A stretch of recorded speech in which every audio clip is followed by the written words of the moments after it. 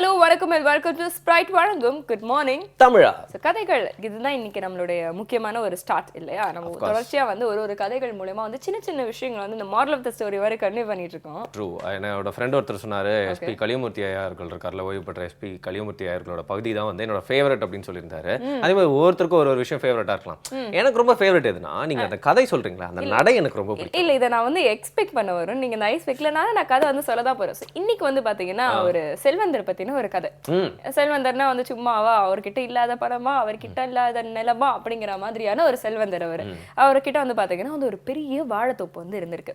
அந்த வாழைத்தோப்புல இருந்து என்ன பண்ணுவாருன்னா தினம் தினம் ஒரு சீப்பு வாழையை வந்து பக்கத்துல இருக்கிற ஒரு கோயிலுக்கு வந்து கொண்டு போயிட்டு வந்து கொடுத்துட்டு வருவார். இது வந்து அவர் வந்து வாடகையா வந்து வச்சுட்டு இருந்தார். அன்னைக்கும் அதே மாதிரி என்ன இருக்குன்னா ஒரு வாழை சீப்பு எடுத்துட்டு போய் கோயிலுக்கு கொடுத்துட்டு வா அப்படின்னு சொல்லிட்டு அவரோட பணியாள் கிட்ட வந்து சொல்லியிருக்காரு. அவரும் என்ன பண்ணியிருக்காருன்னா ஒரு வாழை சீப்பு எடுத்துட்டு வந்து போயிட்டே இருந்திருக்காரு. போற வழியில அவருக்கு திடீர்னு வந்து பசி எடுக்க ஆரம்பிச்சிருக்கு. அவன் ஏழை இல்லையா, காலையில வந்து சாப்பிடாம வந்திருக்காரு. அதனால ரொம்ப பசி எடுக்க ஆரம்பிச்சிருக்கு. சரி நம்ம கோயிலுக்கு போய் கொடுத்துட்டு அதுக்கப்புறம் நம்ம பொறுமையா போய் சாப்பிடலாம் அப்படின்னு யோசிச்சிருந்திருக்காரு. ஆனா அவரால் அவரோட பசியை வந்து கட்டுப்படுத்தவே முடியலையா. அப்புறம் என்ன பண்ணியிருக்காரு, சரி இவ்வளோ பெரிய சீப்பில் ரெண்டு வாழைப்பழம் காணாம போனால் யாருக்கும் வந்து சந்தேகம் வராதுன்னு சொல்லிட்டு ஒரு 2 வாழைப்பழம் எடுத்து சாப்பிட்ருக்காரு. அதுக்கப்புறம் என்ன பண்ணிடுறாரு, கொண்டு போயிட்டு இறைவனுக்கு வந்து சமர்ப்பிச்சுட்டு வந்துடுறாரு. ஆனால் இந்த விஷயத்த வந்து அவர் செல்வந்தர்கிட்ட வந்து சொல்லாமல் வந்து மறைச்சிடுறாரு. ஏன்னா தெரிஞ்சாத அது அண்ணனை கொடுத்துட போறாரு அப்படின்ட்டு. ஆனால் என்ன ஆகியிருக்குன்னா இங்கே ஏதாவது ஒரு ட்விஸ்ட் நடந்திருக்கு. நம்ம கடவுளே வந்து போட்டு கொடுத்துருக்காரு. என்ன சொல்லியிருக்காரு அப்படின்னா, நைட்டு கனவுல வந்து அந்த செல்வந்தர்கிட்ட நீ வந்து இத்தனை நாளாக வந்து எனக்கு வந்து வாழைப்பழம் வந்து கொடுத்துட்டே இருந்த, ஆனால் இன்னைக்கு நீ கொடுத்து அமிச்சா அந்த 2 வாழைப்பழம் தான் வந்து எனக்கு வந்து ரொம்ப மன நிறைவை வந்து கொடுத்தது, நான் ரொம்ப சந்தோஷப்பட்டேன் அப்படின்னு வந்து பாசிட்டிவா வந்து சொல்லியிருக்காரு. உடனே இவருக்கு வந்து ஒரு பெரிய சந்தேகம், என்னடா அது நம்ம எவ்வளோ வாழைப்பழம் கொடுத்தோம் ஆனா 2 தான் கடவுளுக்கு போய் சேர்ந்திருக்குன்னா யாரு மத்ததெல்லாம் வந்து சாப்பிடுறாங்க அப்படின்னு சொல்லிட்டு அந்த வேலையாளை கூப்பிட்டு அடிக்கிறாரு. அடிச்சுட்டு உண்மையை சொல்லணும்னே மன்னிச்சிருங்க ஐயா, எனக்கு ரொம்ப பசி எடுத்துருச்சு, அதனால போற வழியில வந்து 2 வாழைப்பழம் மட்டும் நான் வந்து சாப்பிட்டுட்டேன் அப்படின்னு சொல்றாரு. அப்போதான் அந்த செல்வந்தருக்கு வந்து புரிஞ்சிருக்கு, இத்தனை நாள் நம்ம என்னதான் வந்து கொடுத்தாலும் அந்த ஏழை சாப்பிட்ட அந்த ஒரு 2 வாழைப்பழம் தான் இறைவனை போய் வந்து சேர்ந்திருக்கு. இத்தனை நாள் நம்ம வந்து இறைவனுக்கு வந்து கொடுக்கணும் அப்படின்னு வந்து தப்பு கணக்கு போட்டுட்டோமே அப்படின்னு யோசிச்சிருக்கேன். சூப்பர் ஸ்டோரி சொல்லியிருக்கீங்க. அதாவது பார்த்தீங்கன்னா வந்து ஏற்கனவே கொடியாக இருக்க அந்த உண்டியில் போய் நம்ம எவ்வளோ காசு போட்டாலும் வந்து கடவுள் போய் சேராது, ஏழைகளோட கையில் போய் வச்சாதான் அது கடவுள் போய் சேர்ந்த மாதிரி அப்படிங்கிறத இவ்வளோ சொன்னாலும் புரிஞ்சுப்பாங்களான்னு தெரியலையேங்க. புரிஞ்சுப்பாங்க, கொஞ்சம் கொஞ்சமா வந்து நம்ம சொல்ல வந்து புரிஞ்சுப்பாங்க இல்லையா. ஜென்ரேஷன்ல தான் வருவான் அப்படிங்கிறீங்களா? சரி, ஓகே. இதே மாதிரி வந்து எக்கச்சக்க விஷயங்களை நாங்க உங்களுக்கு வந்து காம்பாக்டா வந்து சொல்றோம். பட் அதுக்கு முன்னாடி வல்லமை கொள்ள ஒரு விஷயம் கத்துக்கலாம்.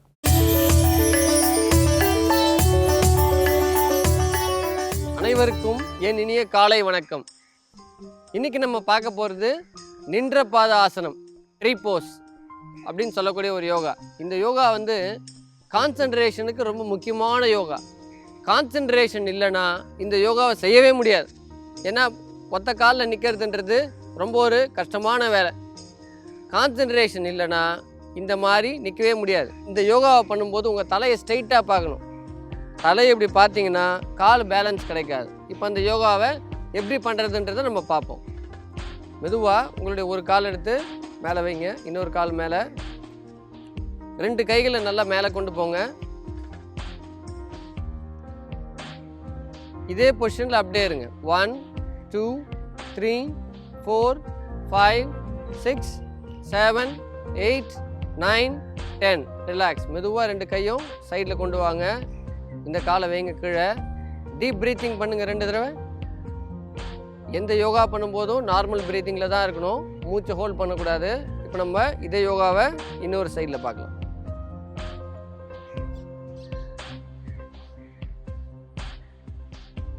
ரெண்டு கைகளும் மேலே வைங்க. நல்லா 1 2 3 4 5 6 7 8 9 10. ரிலாக்ஸ். 2 கைகளையும் சைடில் கொண்டு வாங்க, காலை கீழே வைங்க. நல்ல டீப் ப்ரீத்திங் 2 தடவை பண்ணுங்க. இன்னைக்கு நம்ம பார்த்த இந்த நின்ற பாத ஆசனம் இல்லைங்களா, ட்ரீ போஸ்டர், இந்த யோகா வந்து பார்க்கறதுக்கு தான் ரொம்ப சிம்பிளாக இருக்குது. ஆனால் இது செய்யறதுக்கு ரொம்ப ரொம்ப கஷ்டமான யோகா. இது முதல்ல இது உங்களுக்கு செய்ய வரலன்னா இந்த யோகாவை நீங்கள் செவுத்தோரமாக செய்யுங்க. முதல்ல ஒரு 10 கவுண்ட் பண்ணுங்கள், அப்புறமா 20 கவுண்ட் பண்ணுங்கள், அப்புறம் 30 கவுண்ட் பண்ணுங்கள். டோட்டலாக 40 கவுண்ட் வரைக்கும் மெதுவாக பண்ணலாம். மெதுவாக கவுண்ட் பண்ண, அதுதான் முக்கியம். 1 2 3 4 5 6 7 8 அப்படி இல்லாத ஒவ்வொரு செகண்டுக்கு ஒவ்வொரு கவுண்ட் பண்ணுங்கள். இந்த யோகாசனம் செய்யறதுனால பார்க்கறதுக்கு சிம்பிளாக இருந்தாலும் இதோடைய பயன்கள் ரொம்ப அதிகமாக இருக்குது. அதனால தான் அந்த காலத்தில் என்ன சொல்கிறாங்கன்னா, ஒத்த காலில் நின்னா கூட நீ நினைக்கிறது நடக்காதுன்னு. அதனால் ஒத்த காலில் நின்னா நம்ம என்ன நினைக்கிறோமோ அது கண்டிப்பாக நடக்குமா. அதனால தான் அந்த காலத்தில் அப்படி சொல்கிறாங்க. இந்த யோகாவுக்கு இப்படி ஒரு பயனும் இருக்குது.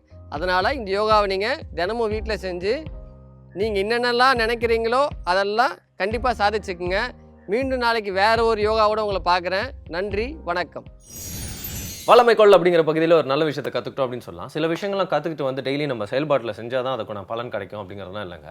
சில விஷயங்கள்லாம் வந்து பார்த்தீங்கன்னா வந்து காதால் கேட்டால இல்லை கண்ணால் படிச்சிட்டாலே அதுக்கான பலன் பாதி வந்தா மாதிரி அப்படின்னு நான் சொல்கிறேன். என்ன சொல்கிறீங்க சௌமியா? ரொம்ப வந்து சரிதான். இதனால தான் வந்து பார்த்தீங்கன்னா அந்த காதால் வந்து கேட்பது போய் கண்ணால் வந்து பார்க்கறத வந்து போய் தீர விசாரிக்கிறதே வந்து மெயின் வந்து சொல்லியிருக்காங்க. இதில் இன்னொரு வருஷனும் இருக்கு. நல்ல விஷயமா இருந்தால் அதை வந்து கேட்கலாம். ஒருத்தர் வந்து புறம் பேசுறாங்க அப்படின்னா தேவையில்லாம ஏன் கேட்டு வந்து வேஸ்ட் பண்றீங்க நேரத்தை.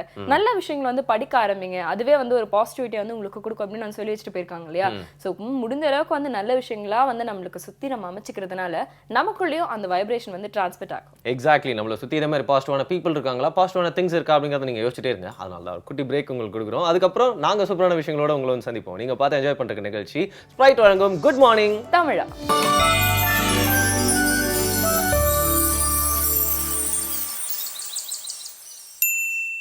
Welcome back. இது உங்கள் ஸ்ப்ரைட் வழங்கும் குட் மார்னிங் தமிழா. காலையில அப்படின்னு வந்து நம்ம யோசிச்சா ஒரு சில விஷயங்கள் தான், ஒரு சில சீன்ஸ் தான் ஞாபகத்துக்கு வரும். அது நம்ம தமிழ் சினிமா வந்து நம்மள வந்து பழக்கி வச்சு ஒரு ஜன்னல் வழியா வந்து சூரியன் உதிக்கிறப்போ அந்த ஃப்ளூட் வந்து அப்படியே அந்த குருவிங்க எல்லாம் கத்திக்கிட்டே இருக்கும். ஏன் ஒரு காக்கா கத்தவே கத்தாதா காலையில? அதே தெரியலங்க. ஒண்ணு வந்து கோலம் போடுவாங்க, அதுக்கப்புறம் வந்து பேப்பரை வந்து இப்படி தூக்கி ஒரு பையன் தூர வீசுவான், அது கரெக்டா தண்ணியில தான் போய் விழும். அதுக்கப்புறம் வந்து காஃபியை வந்து இப்படி ஆத்துவாங்க. அப்புறம் மெயினா ஒரு சீன் என்னன்னு பாத்தீங்கன்னா, வீட்டு பெண்கள் கரெக்டா டெய்லி தலை குளிச்சு டெய்லி வெள்ளை கலர் டவலை வந்து தலையில கட்டிட்டு இந்த துளசி வந்து சுத்தி வருவாங்க. அப்புறம் வயசான தாத்தா கண்ணாடி இப்படி பண்ணிட்டு ஒரு நியூஸ் பேப்பர் வேற விரிச்சு படிப்பாரு இல்லையா?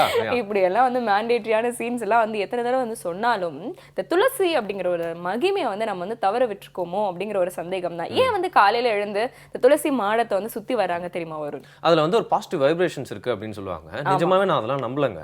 ஆனா பாத்தீங்கன்னா இப்போ ரிலீஜியஸாவும் ஒரு விஷயத்த சொல்றாங்க, அப்புறம் சயின்டிஃபிக்காவும் அதுக்கான மகத்துவம் இருக்கு. இன்னும் துளசி வச்சு நிறைய மாத்திரைகள்லாம் பண்ணிட்டு இருக்காங்க. யூஎஸ் பீப்புள் வந்து அதுக்கான பேட்டன் ரைட்ஸ்லாம் வாங்க பாக்குறாங்க அப்படின்னா துளசியில ஏதோ ஒரு விஷயம் இருக்குன்னு வீட்டு முற்றத்திலே வந்து இருக்கணும். அப்பதான் வந்து இம்மீடியட்டா என்ன பிரச்சனையா இருந்தாலும் டக்குன்னு போய் எடுத்துட்டு வந்து நீங்க யூஸ் பண்ணிக்கலாம் அப்படிங்கிறதுக்கு வந்து உணர்த்துற மாதிரி தான் அந்த காலகட்டத்தில் அந்த மாதிரியான துளசி மாடங்கள் வந்து இருந்தது. சரி, ஓகே, இவ்வளோ விஷயம் சொல்றீங்களே, இதை நான் வந்து எப்படி வந்து எங்க வீட்டில் வந்து கொடுக்கறது இன்னைக்கு காலகட்டத்துக்கு ஏற்ற மாதிரி அப்படிங்கிற ஒரு சந்தேகம் நிறைய பேரோட மனசுல வரும் இல்லையா? ஓகே, வீட்டில் எல்லாம் சாப்பிடலாம், பட் குழந்தைங்க சாப்பிடலாமா தான் எனக்கு சந்தேகமா இருக்கு. கண்டிப்பா சாப்பிடலாம் அப்படின்னு சொல்லிட்டு உமாராகவன் வந்து சொல்றாங்க. பார்க்கலாம்.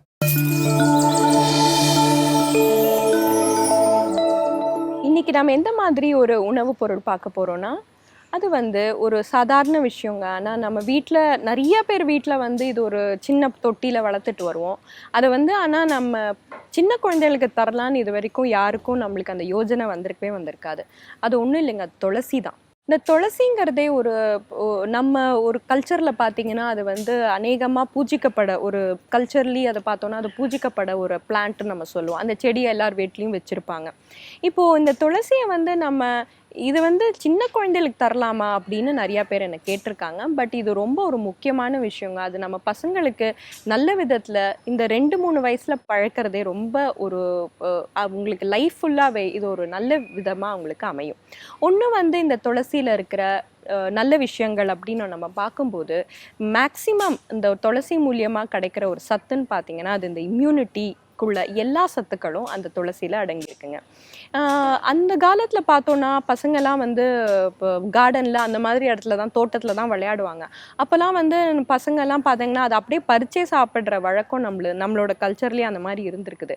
ஆனால் இப்போ பார்த்தோன்னா அது வந்து ஒரு நிறைய விதத்தில் வந்து அதை நம்மளால் அதை வந்து பார்க்க முடியறதில்ல. ஏன்னா இந்த மாதிரி ஒரு பொருள் இருக்குன்னே நம்மளே மறந்து போயிடுறோம். பசங்களுக்கு இதை கொடுக்கலாங்கிறத நம்ம மறந்து போயிடுறோம். இந்த துளசியில் முதல்ல ஒரு நல்ல விஷயம் என்ன இருக்குது அப்படின்னு நம்ம பார்த்தோன்னா இந்த எதிர்ப்பு சக்தி கூடிய எல்லா சத்துக்களும் அதில் இருக்குது.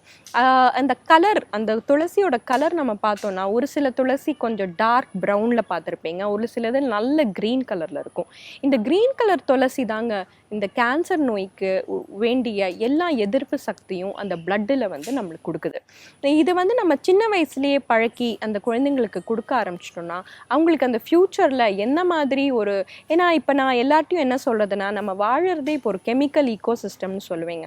தட் இஸ் நம்ம சாப்பிட்ற விஷயங்கள், நம்ம வந்து உணவுன்னு என்ன சாப்பிட்றோமோ, அது சமைச்சு சாப்பிட்றோமோ இல்லாட்டி வெளியில் வாங்கி சாப்பிட்றோமோ, எல்லாத்துலேயும் அட்லீஸ்ட் ஒரு 2-3% வந்து அதில் கெமிக்கல் வந்து அநேகமாக கலந்துருக்குது.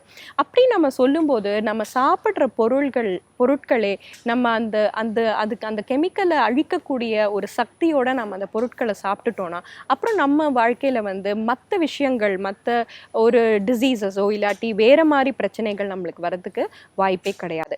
அது நம்ம வந்து இந்த 2-3 வயசுலேயே அந்த பசங்களுக்கு நம்ம வந்து ஏற்படுத்தி கொடுக்கலாம்.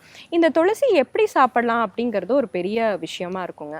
அது பெஸ்ட்டு நம்ம வந்து பசங்களுக்கு கொடுக்கறது வந்து நல்லா கழுவிட்டு நல்ல பச்சையாக ஒரு 2-3 இலையை அவங்க சாப்பிட்டா கூட போகிறோம். அதை வந்து நம்ம வந்து வேணும்னா நீங்கள் அதை கட் பண்ணி நம்ம சாலட்லலாம் போட்டு தரலாம். அது வந்து இப்போ பார்த்தா நம்ம கலாச்சாரம் இல்லைங்க, மெடிட்டரேனியன் அந்த மாதிரி கான்டினென்டலோட ஃபுட்டு, அவங்களோட கலாச்சாரத்தில் ஃபுட் கல்ச்சரில் பார்த்தீங்கன்னா பேசல்னு ஒன்று சொல்லுவாங்க. அதுவும் அவங்க அநேகமாக யூஸ் பண்ணுறது தான். அது துளசியோட வேற ஒரு வெரைட்டி. அதை பார்த்தா அவங்க எல்லாத்துலேயும் போட்டுருவாங்க. பாஸ்தாவில் இல்லாட்டி எந்த மாதிரி ஃபுட்டு அவங்க சமைக்கிறாங்களோ எல்லாத்துலேயுமே அது போட்டுருவாங்க. இதையும் வந்து சமைக்காமல் இதை வந்து நம்ம வந்து ஒரு என்ன சொல்கிறது, அது குக் பண்ணாமல் அதை வந்து நம்ம அப்படியே அதை வந்து ராவாக பச்சையாக சாப்பிட்றது தான் ரொம்ப நல்லது. அப்படி ஆனால் ஒரு சில கஷாயங்கள் அந்த மாதிரி சில வெரைட்டிஸ் இருக்குது. அப்போ வந்து அதை கொதிக்க வச்சுட்டு அதோட தண்ணியை கூட குடிப்பாங்க. பட் நம்ம சின்ன குழந்தைங்களுக்குன்னு சொல்லும்போது நிறையலாம் நீங்கள் தர வேண்டாங்க. ஜஸ்ட் ஒரு 2-3 இலைகள், அது வந்து வாரத்துக்கு ஒரு 2 தடவையோ 3 தடவையோ அவங்க ஃபுட்டுலேயே நம்ம கலந்து கொடுத்துடலாம். ஈவன் நம்ம சாண்ட்விச் பண்ணும்போது கூட அது லைட்டாக அதோட மேல் அது நீங்கள் பார்த்தாலே உங்களுக்கு தெரியும். ரொம்ப டெண்டர்னு சொல்லுவோம். ரொம்ப முத்தின இலையாக எடுக்காமல் சின்ன இலைகளாக எடுத்து அதை வந்து நம்ம கட் பண்ணி நம்ம பசங்களுக்கு கொடுத்துடலாம். இந்த துளசியை வந்து ஒரு முக்கியமாக வந்து நம்ம சாப்பிடணும் அப்படின்னு நம்ம ஏன் சொல்கிறோன்னா, ஒன்று வந்து அந்த எதிர்ப்பு சக்தின்னு நான் சொன்னேன் இல்லையா, இன்னொன்று வந்து துளசியில் இருக்கிற சில விஷயங்கள் வந்து இந்த விட்டமின் சி எப்படிங்கிற இந்த விட்டமினை வந்து டைஜஸ்ட் பண்ண ரொம்ப உதவுங்க. அதை பார்த்தோன்னா நம்ம வந்து எப்போதும் இந்த கோல்டு அந்த காலத்தில் ஒரு மருந்து யார் உபயோகப்படுத்துகிறாங்களோ அவங்கள்ட்ட கேட்டிங்கன்னா கோல்டு காஃப் வருது, அதுக்கு நான் வந்து துளசி கஷாயம் குடிக்கிறேன் அப்படின்னு சொல்லுவாங்க. அது ஏன் அப்படி சொல்கிறோன்னா, துளசியால் ஒரு நல்ல விஷயம் என்னென்னா இந்த விட்டமின் சி, தட் இஸ் இந்த விட்டமின் சி தாங்க நம்மளுக்கு இந்த கோல்டு காஃப் வராமல் தடுக்கக்கூடிய ஒரு விட்டமின். அந்த விட்டமினை நல்ல விதத்தில் வந்து அது டைஜஸ்ட் பண்ணுறதுக்கு உதவும். அதில் இருக்கிற சில சப்ஸ்டன்சஸ் பார்த்திங்கன்னா அந்த துளசி வந்து அது சாப்பிடும்போது அந்த எதிர்ப்பு சக்தியை அதிகப்படுத்தி அந்த விட்டமின் சியோட அப்சார்ப்ஷனையும் அதிகப்படுத்துறதுக்கு நம்ம உடலுக்கு ரொம்ப உபயோகமாக இருக்குது. இந்த மாதிரி இன்னும் நிறையா பல சுவாரஸ்யமான விஷயங்களை நம்ம அடுத்த இதில் பார்க்கலாம். நன்றி, வணக்கம். அதாவது நம்ம வீட்டில் குழந்தைங்கள்லாம் வந்து பார்த்தீங்கன்னா பெருசானோன்னு இப்போ நம்ம கொடுக்குற உணவெல்லாம் வந்து கண்டிப்பாக அது வந்து நல்லதே இல்லைன்னு தெரிஞ்சு பேரண்ட்ஸையும் வாங்கி கொடுக்குறாங்க அப்படின்னே புரியல. அப்படியே நீங்கள் குழந்தைங்க தொடர்ந்து வாங்கி கொடுத்துட்டே இருந்தீங்கன்னா, இல்லை உங்கள் குழந்தை அடம் பிடிச்சிட்டே இருந்து அப்படின்னா வந்து பார்த்தீங்கன்னா நிச்சயமாக ஸ்ட்ரிக்டாக இருக்க வேண்டிய சில இடங்கள் அப்படின்னு சொல்லுவாங்களா, அதில் உணவு முறையும் ஒன்று அப்படின்னு சொல்லலாம். ஏன்னா குழந்தைங்க வந்து வளர்ந்துட்டே வருவாங்க, எல்லா விஷயத்தையும் அவங்க வந்து அட்ராக்ஷனாக தோணும், அவங்க வந்து ஒரு விஷயம் கற்றுட்டே தான் வந்து வருவாங்க. பட் நீங்கள் தான் எக்ஸ்பீரியன்ஸ் அப்படிங்கிற விஷயத்தோட ஒரு பேரண்ட்டாக இருக்கீங்க அப்படிங்கிறனால உணவு முறையில் கொஞ்சம் ஸ்ட்ரிக்டாக இருக்க வேண்டியதாங்க. அது மட்டும் இல்லாமல் இந்த துளசி இந்த மாதிரியான விஷயங்கள்லாம் வந்து குழந்தைங்களே இன்டேக் பண்ணலாம், அதுக்கான ஒரு வழி இருக்கு அப்படின்னு சொல்றதுனால வந்து பாத்தீங்கன்னா இப்போ இருக்க தாய்மார்கள்லாம் இதை நினைவுல வச்சுக்கலாம் அப்படின்னு சொல்லலாம். நிச்சயமா. இதே மாதிரி தான் தொடர்ச்சியா நம்மளுடைய நிகழ்ச்சியில வந்து ஒவ்வொரு பொருள் பத்தி வந்து சொல்லிட்டே வரும் இல்லையா, அதை தந்த எக்கச்சக்கமான விஷயங்கள் வந்து காத்துட்டு இருக்கு. ஒரு சின்ன விளம்பர இடைவேளைக்கு அப்புறமா திறந்து பேசலாம். இது உங்கள் ஸ்பிரைட் வழங்கும் குட் மார்னிங் தமிழா.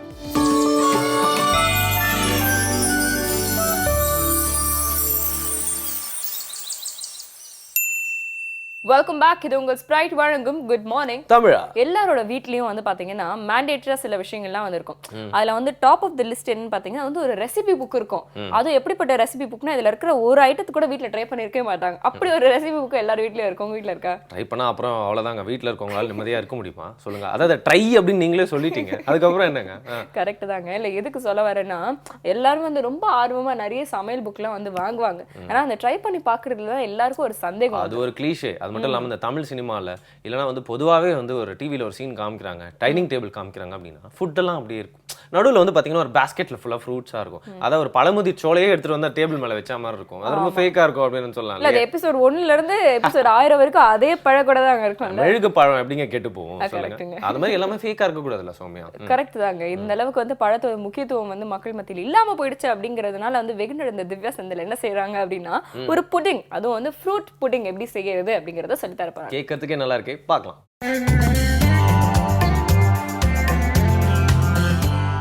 அனைவருக்கும் வணக்கம். நம்மளோட டேஸ்டி டு ஹெல்த்தி பகுதியில் வந்து நம்ம குழந்தைங்களுக்கு பிடிச்சமான நிறையா ஸ்வீட் வெரைட்டிஸ் பார்த்துருக்கோம். அதே மாதிரி இன்றைக்கி நம்ம பண்ண போகிறது வந்து ஒரு ஃப்ரூட் புட்டிங் தான். ஃபஸ்ட்டு தேவையான பொருட்கள் என்னென்னு பார்த்தலாம். அத்திப்பழம், மாதுளை, நாட்டு சர்க்கரை, கடல்பாசி, பாதாம். இப்போ பொதுவாகவே பார்த்தீங்கன்னா குழந்தைங்க வந்து நீங்கள் ஒரு ஃப்ரூட்டும் தனித்தனியாக கொடுக்கறத விட இந்த மாதிரி டிஃப்ரெண்ட்டான ஃபார்மேட்டில் வந்து நம்ம கொடுக்கலாம். இப்போ ரொம்ப அனிமிக்காக இருக்க குழந்தைங்களுக்கு வந்து இந்த பிளட் வந்து அதிகமாகறதுக்காக வந்து மாதுளம் பழம், அத்திப்பழம்லாம் கொடுக்க சொல்லுவாங்க. நம்ம அதே மாதிரி இதில் இந்த 2 ஃப்ரூட்டுமே ஆட் பண்ணியிருக்கோம். ஸோ இதனால் வந்து அவங்களுக்கு நல்ல பிளட் கிடைக்கிறதுக்கு இந்த ஃபுட் வந்து ரொம்ப ஹெல்ப்ஃபுல்லாக இருக்கும். நம்ம இதை எப்படி பண்ணுறதுன்னு ஃபஸ்ட் பார்த்தலாம். ஃபஸ்ட்டு வந்து இந்த கடல் பாசி எடுத்து நல்லா பொடி பண்ணிக்கிறேன்.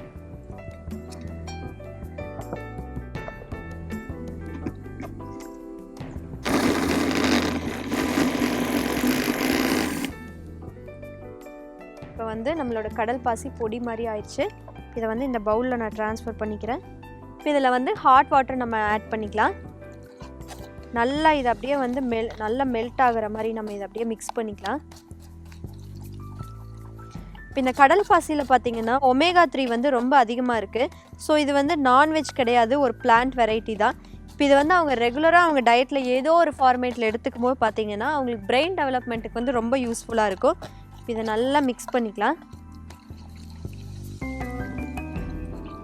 இது நல்லா கொஞ்சம் அப்படியே டிசால்வ் ஆகிற மாதிரி நல்லா மிக்ஸ் பண்ணிக்கலாம்.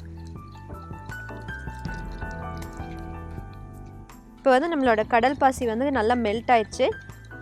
நெக்ஸ்ட் வந்து நம்ம அத்திப்பழம் வந்து அரைச்சிக்கலாம். நெக்ஸ்ட் வந்து இதில் அத்திப்பழம் போட்டுக்கிறேன் நான். நீங்கள் அத்திப்பழம் கிடைக்கல அப்படின்னா வேறு ஏதாவது ஃப்ரூட் கூட யூஸ் பண்ணி பண்ணலாம்.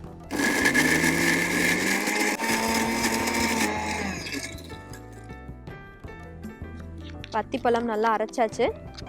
இது பார்த்தீங்கன்னா ரொம்ப கலர்ஃபுல்லாகவும் இருக்கும். இதில் இருக்க ரெட் கலர் எல்லாம் சேர்ந்து உங்களுக்கு பார்க்குறக்கே ரொம்ப கலர்ஃபுல்லாக வரும் இந்த புட்டிங்கு.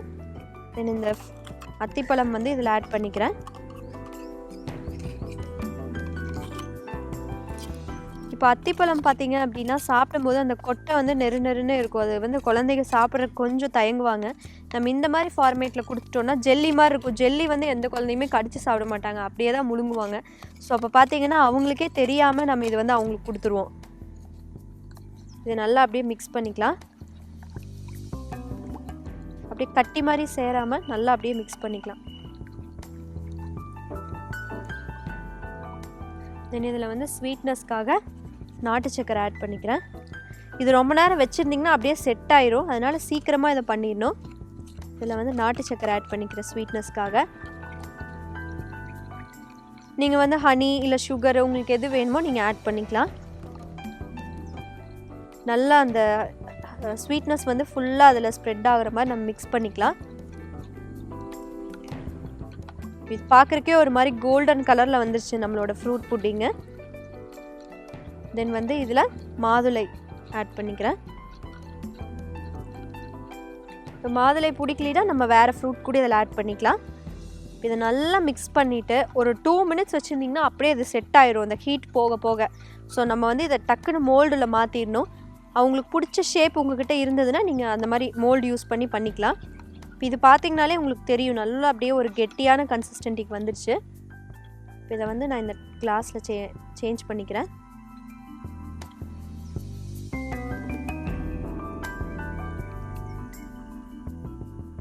இது நீங்கள் வந்து ஃப்ரிட்ஜில் வச்சிட்டிங்கன்னா ஈஸியாகவே செட் ஆயிரும். ரெகுலராக இது நீங்கள் பண்ணி வச்சுட்டு கூட ஈவினிங் வந்தோன்னே ஒன்று கொடுக்கலாம். இது வந்து நீங்கள் ஃப்ரிட்ஜில் வச்சிட்டிங்க அப்படின்னா ஒரு 1 வீக் வரைக்கும் இது கெடாது. இப்போ நம்மளோட ஃப்ரூட் புட்டிங் தயாராகிடுச்சு. இதில் வந்து நம்ம ஆல்மண்ட் லாஸ்ட்டாக ஆட் பண்ணிக்கலாம்.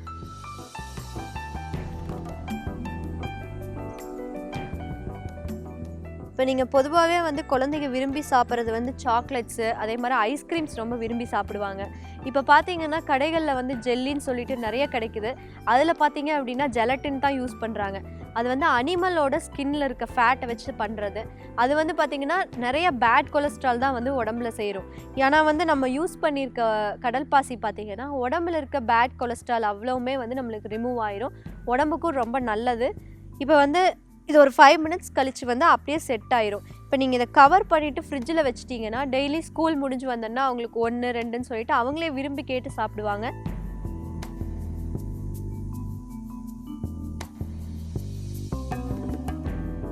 இப்போ இது வந்து செட் ஆகிறதுக்கு 5 to 10 minutes டைம் ஆகும். இப்போ நீங்கள் இது செட் ஆனதுக்கப்புறம் வந்து லைட்டாக இந்த எட்ஜஸ் எல்லாம் ஒரு லைட்டாக ஒரு ஜென்டில் ப்ரெஸ் கொடுத்துட்டு நீங்கள் அப்படியே கவுத்திங்கன்னா அது அப்படியே ஒரு ஜெல்லி மாதிரி இருக்கும். அவங்களும் சாப்பிட்றதுக்கு வந்து ரொம்ப ஹாப்பியாக சாப்பிடுவாங்க. கண்டிப்பாக நீங்களும் இது உங்கள் வீட்டில் ட்ரை பண்ணி பாருங்கள். மீண்டும் நாளை வேறொரு வித்தியாசமான உணவுடன் சந்திக்கிறேன். நன்றி, வணக்கம். அஃப்கோர்ஸ் ஃப்ரூட் புட்டிங் பற்றி நாங்கள் ஏதோ வந்து உங்களுக்கு வந்து அதை அட்வைஸ் பண்ணி இன்னும் கொஞ்சம் ப்ரொமோட் பண்ணணும்னு அவசியமும் இல்லை. கேட்கும்போது தெரியும் அது எவ்வளோ ஹெல்தியான உணவு அப்படின்னு சொல்லிட்டு ரொம்ப ஈஸியாக டிஜஸ்ட் ஆகிற மாதிரியான உணவு கூட அப்படின்னு சொல்லலாம் இல்லையா? நிச்சயமா பழங்களை வந்து நம்மளால வந்து தவிர்க்கவே முடியாது. இன்ஃபேக்ட் வந்து பார்த்தீங்கன்னா இந்த பாலியோ டயட் அப்படின்னு ஒரு டயட் இருக்கு வரும். அதாவது ஆதி மனிதன் வந்து என்ன டயட்டை வந்து ஃபாலோ பண்ணணும் அதே டயட்டை வந்து இன்னைக்கு ஃபாலோ பண்ற ஒரு கம்யூனிட்டியாவே வந்து இருக்காங்களா? கேட்கறதுக்கே பயமா இருக்குல்ல. என்ன சாப்பிடுவாங்க அப்படின்னா காலையில வந்து வெறும் ஃப்ரூட்ஸ், அதாவது ஆதி மனிதன் வந்து பாத்தீங்கன்னா அந்த மரங்கள்ல செடி கொடிகள்ல இருக்கிற பழங்களை எடுத்து சாப்பிட்டுருக்கான். அதுக்கப்புறம் மத்தியானம் வந்து மீட், நைட் வந்து கொஞ்சமா வந்து மீட் இல்லைன்னா அகைன் ஃப்ரூட்ஸ். இதுதான் பாலியோ டயட்டா. ஸோ இதை வந்து ஃபாலோ பண்ற ஒரு கம்யூனிட்டியே இருக்காங்க. அதுலயும் வந்து பாத்தீங்கன்னா மீட் வேணவே வேணாம் அப்படிங்கிறவங்க வெறும் காய்கறி அண்ட் பழத்தை மட்டுமே ராவா சாப்பிட்டே வந்து இன்னைக்கு வந்து ஒரு லைஃபை வந்து லீட் பண்ணிட்டு இருக்காங்க. அந்த காட்டுல வாழ்ற டார்சன் அப்புறம் ஜங்கிள் புக்ல வர மோக்லி மாதிரி வாழ்றாங்க அப்படின்னு சொல்றீங்க. Exactly, near to future. கொஞ்சம் போனாங்கன்னா அப்படி தொட்டுட்டு வந்துருவாங்க ஃபியூச்சர். நைஸ். இதே மாதிரி நிறைய விஷயங்கள் ரொம்ப ரிவீலிங்காக இருக்குது. புது விஷயங்கள்லாம் நம்மளும் கற்றுட்டே இருக்கோம், நேர்கள் பார்த்துட்டே இருக்காங்க. அவங்களுக்குலாம் ரொம்ப சுவாரஸ்யமான விஷயங்கள்லாம் வந்துட்டே இருக்கு. பட் அதுக்கு முன்னாடி வழக்கம் போல ஒரு சின்ன பிரேக் தான் இது. நீங்கள் ரசிச்சு பார்த்துட்டு இருக்க ஸ்ப்ரைட் வழங்கும் குட் மார்னிங் தமிழா.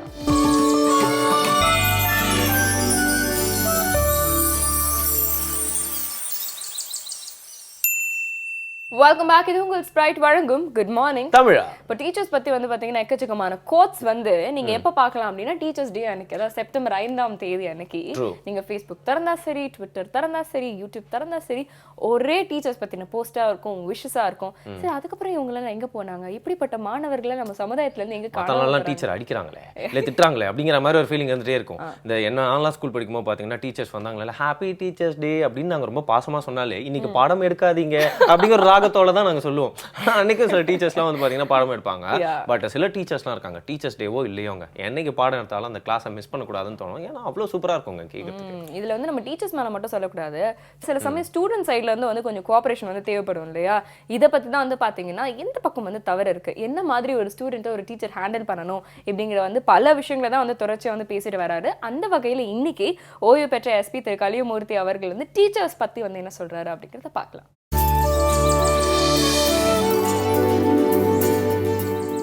ஆரம்ப பள்ளிக்கும் உயர்நிலைப் பள்ளிக்கும் ஓராண்டோ அல்லது ஈராண்டோ ஆசிரியர் பயிற்சி அவசியம். ஆனால் கல்லூரிகளுக்கு அந்த கட்டாயம் இல்லை என்ற நிலைதான் இன்று நீடிக்கின்றது. அஞ்சல் வழி கல்வியிலே மருத்துவம் படித்துவிட்டு வந்த ஒரு மருத்துவரிடம் அறுவை சிகிச்சைக்காக போகின்ற நோயாளியினுடைய நிலைமை எப்படி இருக்குமோ அதைவிட மோசமாக இருக்கிறது அஞ்சல் வழி கல்வியிலே ஆசிரியர் படிப்பை முடித்துவிட்டு கல்லூரிகளிலே வந்து அல்லது பள்ளிக்கூடங்களிலே வந்து வகுப்பெடுக்கின்ற ஆசிரியர்களினுடைய நிலை என்று பெற்றோர்களும் சொல்லுகிறார்கள், மாணவர்களும் சொல்லுகிறார்கள். சமீபத்திலே ஆசிரியர்களினுடைய தரத்தை நிர்ணயம் செய்வதற்காக, அவர்களுடைய தரத்தை உயர்த்த வேண்டும் என்ற நல்ல நோக்கத்தோடு இந்த அரசாங்கம் செட், நெட் போன்ற தேர்வுகளை வைத்தது. நான் இதை குறிப்பிடுவதற்கு காரணம், ஆசிரியர்கள் தங்களுடைய தரத்தை உயர்த்தி கொண்டால் மிகவும் நல்லது, அது அவசியம் என்பதை குறிப்பிடுவதற்காகத்தானே ஒழிய யாரையும் குறை சொல்வதற்காக அல்ல. செட் என்ற தேர்விலே 3% பேர் மட்டுமே தேர்வு பெற்றார்கள். நெட் என்ற தேர்விலே 1% குறைவாக 7 லட்சம் பேர் பரீட்சை எழுதினார்கள். நண்பர்களே, அதில் 1544 பேர் மட்டுமே தேர்வு பெற்றார்கள். ஆசிரியர்கள் கொத்து கொத்தாக ஃபெயிலாவதை பார்த்த மாணவர்கள் மட்டுமல்ல, இந்த சமூகமே அதிர்ந்து போனது. இதை இந்த இடத்திலே நான் குறிப்பிடுவதற்கு காரணம் என்ன தெரியுமா? சுதந்திரம் பெற்ற பிறகு 1947ஆம் வருடம் இந்தியாவிலே அன்றைய சூழ்நிலையிலே 26 பல்கலைக்கழகங்களும் 695 கல்லூரிகளும் மட்டுமே இருந்தது. சுதந்திரம் பெற்று 75 ஆண்டுகளுக்கு பிறகு, 70 ஆண்டுகளுக்கு பிறகு இன்றைய நிலையிலே 700 பல்கலைக்கழகங்களும் 35,395 கல்லூரிகளும் இருக்கின்றன. தோராயமாக இந்த 35,000 கல்லூரிகளிலே 30,000 கல்லூரிகள் சுயநிதி கல்லூரிகள். இந்த சுயநிதி கல்லூரிகளிலே படிக்கின்ற அல்லது பாடம் சொல்லிக் கொடுக்கின்ற ஆசிரியர்களினுடைய நிலை, அவர்களுடைய தரம் குறைவாக இருக்கிறது, சம்பளமும் குறைவாகவே இருக்கிறது என்றுதான் அனைவருமே சொல்லுகின்றார்கள். உலகிலேயே அதிகமான பல்கலைக்கழகங்களையும் கல்லூரிகளையும் வைத்திருக்கின்ற இந்த இந்திய தேசத்திலிருந்து world time higher education university என்ற அமைப்பு கல்லூரிகளினுடைய தர வரிசையை நிர்ணயம் செய்வதற்காக ஒரு கணக்கெடுப்பு நடத்தினார்கள். முதல் 200 கல்லூரிகளிலே 35,000 கல்லூரிகளை வைத்திருக்கின்ற நம் இந்தியாவிலிருந்து ஒரு கல்லூரி கூட அதிலே அந்த தரவரிசையிலே இடம்பெறவில்லை என்பது சோகமான உண்மை. இதை நான் கூறவில்லை. பல்கலைக்கழக பட்டமளிப்பு விழாவிலே கனத்த இதயத்தோடு நம்முடைய இந்திய ஜனாதிபதி அவர்கள் குறிப்பிட்டதைத்தான் நான் உங்களிடம் குறிப்பிடுகின்றேன். அதோடு மட்டுமல்ல, அவர் கூறுகிறார், ஆசிரியர்களினுடைய தரம் குறைவாக இருப்பதுதான் இதற்குரிய மூல காரணம், அதை உயர்த்த வேண்டும் என்று அவர் கூறினார். இன்று மத்திய அரசில் இருந்து புதிய கல்விக் கொள்கை அறிமுகப்படுத்தப்பட்டிருக்கிறது என்று சொல்கிறார்கள். அதன்படி ஆசிரியர்களினுடைய தரத்தை உயர்த்துவதற்கு அதில் வாய்ப்புகள் அதிகமாக இருப்பதாகவும் நான் தெரிந்து கொண்டிருக்கின்றேன். அது உண்மையிலேயே ஒரு நல்ல செய்தி. இந்த ஆசிரியர்களினுடைய தரம் உயர்ந்தே ஆக வேண்டும். இதில் இருவேறு கருத்துக்கு இடமே இல்லை. ஏனென்றால் ஒரு மாணவன் தவறு செய்தால் அவனுடைய எதிர்காலம் பாதிக்கும். பெற்றோர்கள் தவறு செய்தால் அந்த வீட்டினுடைய எதிர்காலம் பாதிக்கும். ஆனால் ஆசிரியர்கள் தவறு செய்தால் இந்த நாட்டினுடைய எதிர்காலமே பாதிக்கும். இந்த இடத்திலே நான் ஒரு உதாரணத்தை குறிப்பிட விரும்புகின்றேன். மேதகு மாமனிதர் திரு சங்கர் தயாள் சர்மா அவர்கள் ஜனாதிபதியாக இருக்கும்போது மஸ்கட் நாட்டிற்கு அரசுமுறை பயணமாக சென்றார். விமான நிலையத்திலே அவரை வரவேற்பதற்கு அந்த நாட்டினுடைய அரசர் வந்திருந்தார். வழக்கமாக எவ்வளவு பெரிய தலைவர்கள் சென்றாலும் அரசர் விமான நிலையத்திற்கு வருவது என்பது புரோட்டோக்கால் இல்லைன்னு சொல்லுவாங்க. அது வழிமுறை அல்ல, அது ஒரு முறை அல்ல. அவர்கள் அதை கடைப்பிடித்ததில்லை என்று சொல்லலாம். ஆனால் அன்று அரசரே வந்திருக்கின்றார். விமான கதவு திறந்தவுடன் படிகளிலே திரு சங்கர் தயாள் சர்மா அவர்கள் ஜனாதிபதியாக, இந்திய நாட்டினுடைய ஜனாதிபதியாக இறங்கும்போது அந்த அரசர் படியிலே ஓடி சென்று அவருடைய கையை பிடித்து கட்டி தழுவி அவரை அழைத்து வருகின்றார். எல்லோரும் அதை வியப்போடு பார்க்கின்றார்கள். ஒரு ஜனாதிபதியை வரவேற்பதற்கு இவ்வளவு பெரிய தலைவர்கள் வரும்போதெல்லாம் வராத இந்த அரசர் இப்படி வந்து படியிலே ஏறி கட்டி தழுவி தழுவி கையை பிடித்து அழைத்து கொண்டு வருவதற்கு என்ன காரணம் என்று வழக்கமாக பத்திரிகைத்துறை நண்பர்கள் கேட்பதைப் போல அறிமுக உரையெல்லாம் முடிந்த பிறகு இந்திய ஜனாதிபதியை வரவேற்பதற்கு அரசர் விமான நிலையத்திற்கு வந்ததற்கு ஏதேனும் சிறப்பு காரணம் உண்டா என்று கேட்கின்றார்கள். அதற்கு அந்த அரசர் குறிப்பிட்டார், நீங்கள் என்னை அரசராகவும் அவரை ஜனாதிபதியாகவும் பார்க்கின்றீர்கள். இந்திய நாட்டிலே பூனாவிலே பல்கலைக்கழகத்திலே நான் மாணவனாக படித்து கொண்டிருக்கும் போது எனக்கு ஆசிரியராக இருந்து பண்பு நலன்களை சொல்லிக் கொடுத்த என்னுடைய ஆசிரியரை வரவேற்பதற்காக நான் ஒரு மாணவனாக இங்கே வந்தேன். இன்றளவும் என்னிடம் ஒழுக்கம் குறையாமல், பண்பு குறையாமல் ஒரு நல்ல அரசராக நான் ஆட்சி செய்கிறேன் என்று நீங்கள்லாம் இப்போது குறிப்பிட்டீர்கள். அந்த மேடையில் அவ்வாறு பேசினார்கள். அதற்கு மூல காரணம், முழு காரணம் என்னுடைய இந்த ஆசிரியரே என்று குறிப்பிட்டார். அத்தனை பேரும் வியந்து போகும்போது ஜனாதிபதி அவர்கள் நெகிழ்ந்து போனார். அப்போது அதோடு அவர் குறிப்பிடுவதை நிறுத்தவில்லை. இந்தியர்கள் ஆசிரியர்களை தெய்வத்திற்கு நிகராக பார்க்கின்றார்கள். நானும் இந்தியாவிலே பூனா பல்கலைக்கழகத்திலே படித்தவன் அல்லவா, அதனால் என்னுடைய ஆசிரியரை தெய்வத்திற்கு நிகராக நான் பார்க்கின்றேன், அதனால் அவரை வரவேற்பதற்காக இங்கு வந்தேன் என்று கூறினார். அப்படி என்றால் ஆசிரியரனுடைய உயர்வு, ஆசிரியரனுடைய பெருமை, ஒரு ஆசிரியர் ஒரு மாணவனுடைய மனதிலே எப்படிப்பட்ட தாக்கத்தை உருவாக்கி இருக்கிறார். அரசரான பிறகு கூட மாணவனாக வருகிறார் என்றால் அப்படிப்பட்ட ஆசிரியர்கள் தான் இன்று நம் நாட்டிற்கு தேவை. வெற்றியாளர்கள் மட்டுமல்ல, பண்புள்ள பிள்ளைகளை உருவாக்குவதற்குரிய ஆசிரியர்களே இன்று தேவை என்று காவல்துறை அதிகாரியாக நான் உணர்கிறேன். நன்றி, வணக்கம். மீண்டும் நாளை சந்திப்போம். அதாவது ஹேக்கர்ஸ் அப்படின்னு சொல்லுவாங்க இல்லையா, இந்த கம்ப்யூட்டரில் வந்து ஏற்கனவே இருக்க லாங்குவேஜில் போய் சும்மா மனிப்புலேட் பண்ணி என்ன வேணால் மாற்றிடலாம். இன்னைக்கு வந்து அவங்க தான் வந்து பார்த்தீங்கன்னா உலகத்திலேயே வந்து ஆண்டுகிட்டு இருக்காங்க, ஆழ போகிறாங்க அப்படின்னு கூட சொல்லலாம். ஃபியூச்சர் ஹேக்கர்ஸ் அப்படின்னு எப்படி இருக்க போகிறாங்க அப்படின்னா, ஒரு நாட்டுக்குமே வந்து சண்டை உருவாக்குறதோ இல்லையோ, இல்லை தகவல் பரிமாற்றமோ இல்லையோ, இல்லை போர் சூழ்நிலைகளோ இல்லையோ, அவங்க தான் முக்கியமான நபர்களாக இருக்க போகிறாங்க. அதே மாதிரி நம்ம சமூகத்தில் நிறைய மாற்றம் ஏற்படுத்தக்கூடிய சக்தி இருக்கவங்க அப்படின்னு பார்த்தீங்கன்னா ஆசிரியர்கள் தான் அப்படின்னு சொல்லலாம் இல்லையா. அவங்களால நாளைக்கு ஜென்ரேஷனை இன்னைக்கே செதுக்க முடியும் அப்படிங்கிற பவர் இருக்குது. அப்படிங்கிறனால அவங்களோட முக்கியத்துவம் கருதி தான் வந்து நம்மளோட ஓய்வு பெற்ற எஸ்பி திரு கலியமூர்த்தி ஐயா அவர்கள் ஆசிரியர்களை பத்தி தொடர்ந்து பேசிட்டு வர்றாரு. எக்ஸாக்ட்லி. எப்படி வந்து ஒரு மாணவன் தவறு செய்யும் போது ஆசிரியர் வந்து திருத்துறாரோ, அதே மாதிரி தான் வந்து பாத்தீங்கன்னா சிட்டிசன்ஸ் இவங்க கிட்ட இருக்கிற ஒரு தவறை வந்து சுட்டி காட்டி திருத்துறது தான் வந்து ஒரு போலீஸ் அதிகாரியோட ஒரு வேலை. கிட்டத்தட்ட 2 பேரும் வந்து பேரலா இருக்கிறதுனால தானோ என்னவோ திரு கலியமூர்த்தி அவர்கள் வந்து இவ்ளோ ஆக்டா வந்து டீச்சர்ஸ் பத்தி பேசுறாங்க. அதனால தான் 2 பேருக்கும் சல்யூட் அடிக்கிறோமோ. எக்ஸாக்ட்லி. ஸோ இப்படி நிறைய டிஃபரன்ஸ் அண்ட் கான்ட்ராஸ்ட்லாம் வந்து இருக்குன்னு நினைக்கிறேன். ஸோ இதை பத்தி தொடர்ந்து நம்ம வந்து பேசலாம் ஒரு சின்ன இடைவேளைக்கு அப்புறமா. இது உங்கள் ஸ்ப்ரைட் வழங்கும் குட் மார்னிங் தமிழா.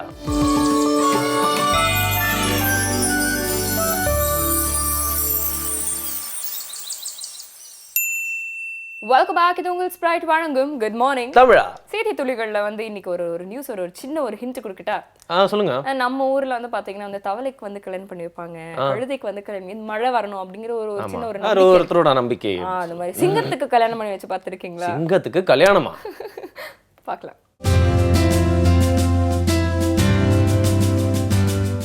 ஸோ செய்தி துளிகளில் வந்து ஒரு சின்ன ட்விஸ்ட் இல்லையா? சிங்கத்தை வந்து நம்ம வந்து ஒரு பெரிய ஒரு டயலாக் சொல்லிலாம் நிறைய பேர் இன்ட்ரோடியூஸ். எந்த மண்டபத்துலங்க நடந்துச்சு சொல்லுங்க. எந்த மண்டபத்தில் அப்படிங்கிறது இல்லை, பங்களாதேஷ்ல வந்து பார்த்தீங்கன்னா ஒரு கப்பல் லைன், ஒரு லைன் அண்ட் லைனஸ், ரொம்ப இணைப்பிரியாத ஒரு கப்பல். அவங்க பயங்கர லவ் அவங்களுக்குள்ள. ஓகேவா? ஸோ இவங்களை வந்து பார்த்து இம்ப்ரெஸ் ஆன அந்த பாதுகாப்பாளர் என்ன பண்ணியிருக்காங்க அப்படின்னா, இவங்க 2 பேருக்கும் வந்து கல்யாணம் பண்ணி வச்சிருக்காங்க. ஆசைப்பட்டுச்சு அந்த மாதிரி. ஆமா, கல்யாணம் பண்ணி வச்சிருக்காங்க.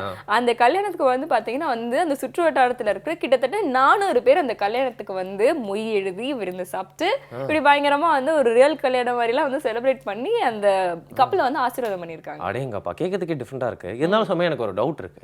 அந்த கல்யாணம் அன்னைக்காவது அந்த ஆம்பளை சிங்கம் ஷேவ் பண்ணிச்சா இல்லையா? அது பெரிய டவுட் தான், என்ன பண்றது.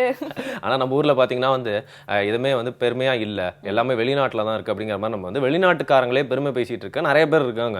ஆனா உணவு வகைகள் அப்படின்னு பாத்தீங்கன்னா இன்னைக்கு இருக்க நம்ம தான் அடிச்சுக்க முடியாத அளவுக்கு இருக்கும் அப்படின்னு சொல்லலாம். கரெக்ட். அதுக்கு ஒரு உதாரணமா தான் வந்து பாத்தீங்கன்னா வேர்ல்ட்ஸ் ஃபேமஸ் டிவி ஷோல ஒரு குக்கரி ஷோல வந்து பாத்தீங்கன்னா நம்ம ஊர்ல தான் வந்து பாத்தீங்கன்னா சமையல் ஷோனா அது எந்த ஒரு ஷோவா இருந்தாலும் பார்ப்பாங்களே. ஸோ அந்த மாதிரி ஒரு ஷோல வந்து பாத்தீங்கன்னா வேர்ல்ட் ரெக்கார்ட் அப்படின்னு சொல்லப்படுற எல்லாருக்குமே ரொம்ப பிடிச்சிருந்தது. அது மட்டும் இல்லாம வேர்ல்டு எல்லாருக்குமே பிடிச்சதுனால நிறைய ஓட்ஸ் கிடைச்சதுனால பெஸ்ட் ஃபுட்டா தேர்ந்தெடுக்கப்பட்டது நம்ம கேரளா புட்டு தாங்க.